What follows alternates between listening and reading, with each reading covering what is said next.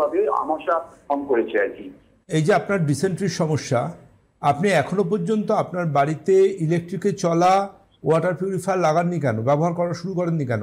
আচ্ছা, তো আমি যে জলটা খাই সেটা হচ্ছে ওই যে ক্যান্ডেল যে আছে, তিনটে ক্যান্ডেলের। না না, ইলেকট্রিকে চলা ওয়াটার ফিল্টার আছে আপনার বাড়িতে, হ্যাঁ কি না?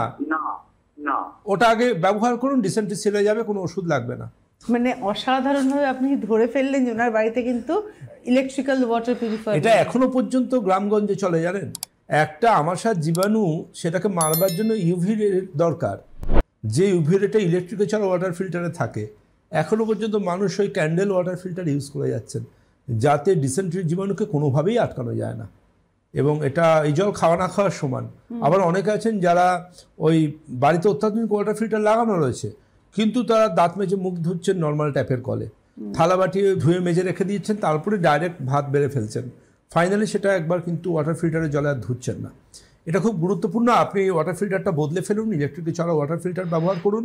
আর তাতে যদি কন্ট্রোল না হয়, আপনি আমাকে ফোন করবেন, আমার নাম্বার যাচ্ছে নিচ দিয়ে, আপনাকে পরবর্তী ওষুধ অবশ্যই জানিয়ে দেবো।